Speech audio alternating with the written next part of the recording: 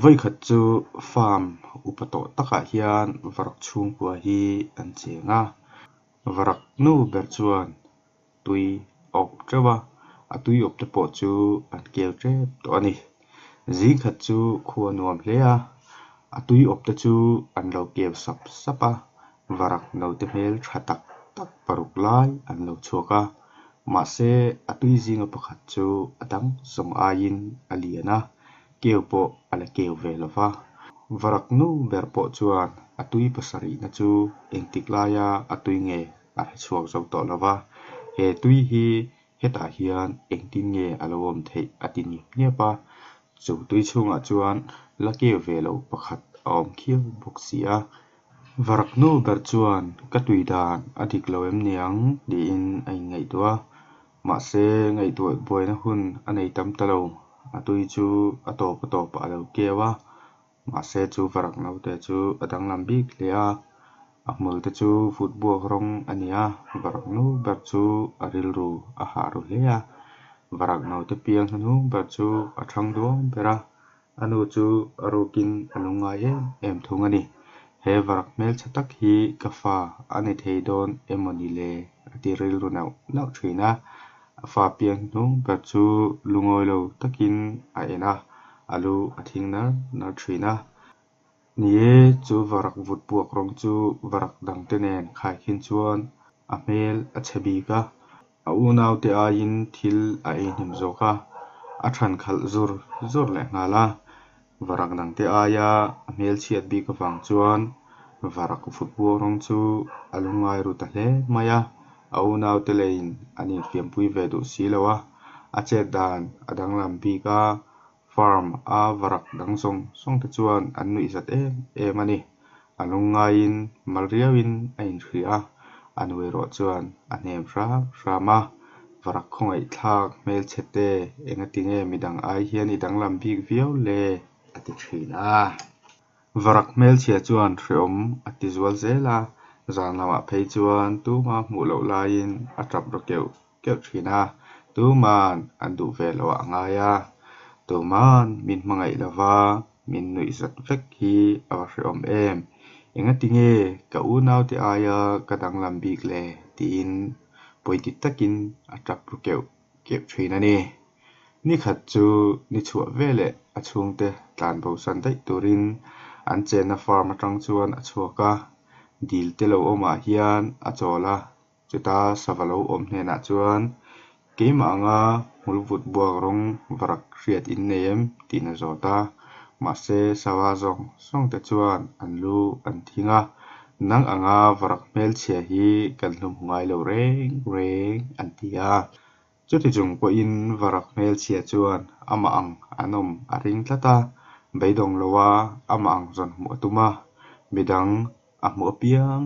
zawh zel atumani dil te danga a kal le chutah chuan varak chi khat goose nupa an lo awma an ni pawh chuan a ngai chiah in an lo chhanga hetah chuan awmsu kalsawn vat rawh i tan a hlo awm silai nen mihring an lo kal thina i thimai ang an tia farm a tlan bo san chu a in chhir that tawh hle ani chuti chung chuan hmun dang panin a kal leh ta ni khat chu thingtlang khawre taka pitar in hi a kal tlanga pitar chuan varak chi khat stray goose emaw a lo tia a lo mana bawmah ka khung mak te ang anu ni ngei anga a tui pawh tam tak ka nei theang a tia amit a that lo wangin varak hmel chhia chu goose nu emaw a tia mahse varak hmel chhia chu a tui thei ta reng lowa ar hola chuan an lo vo ve chen boka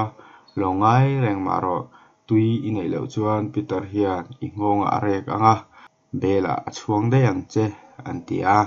zawte pawhin a lo chhun zawm ve hi pitar hian a lo chhum thuai che ka bei chei a chhum hin hunah che i ruh te ka lo khelang a ti el vel ani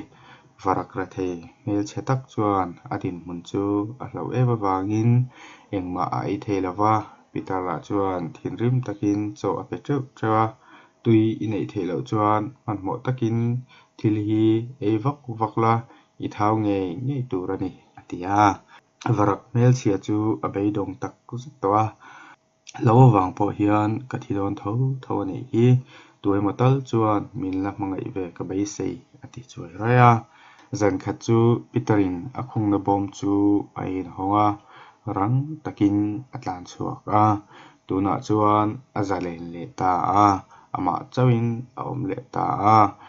a thei to patsakin lataka atlan cheta wanga khovar don nei a chuan phai ruang cha tak mun hi alo thlenga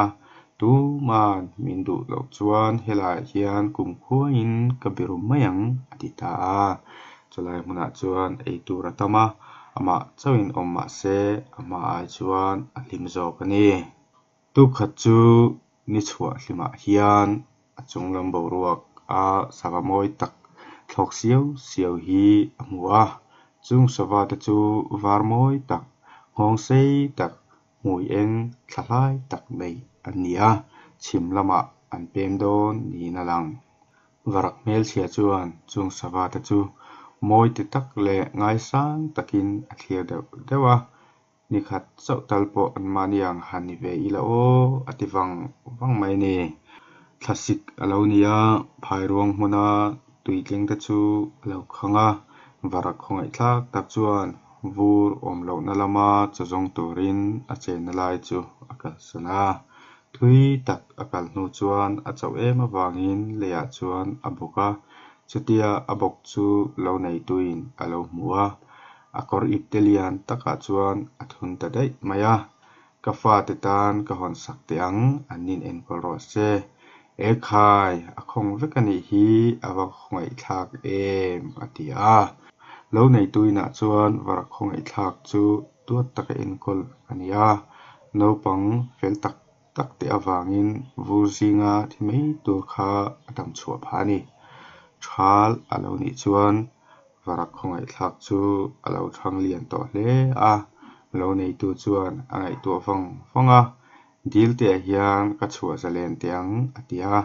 lo nei tuin dila a han chhuwa chuan tui a han hlewa tuya chuan a thla a han hmua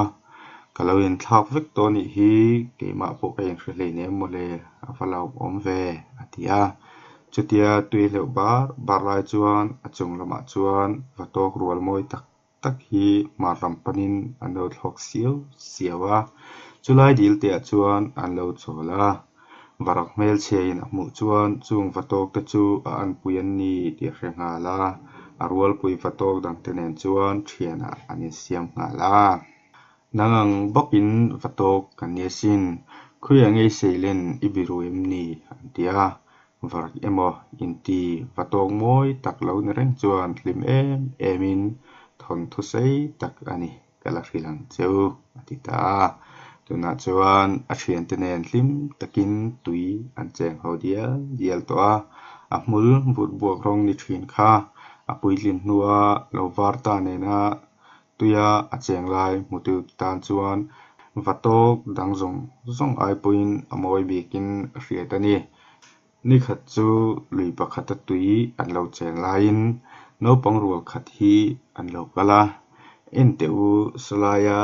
vatok so an zinga moi berani so tiru an ti sapa ani chu ahlim em awangin apuak ke lo chawani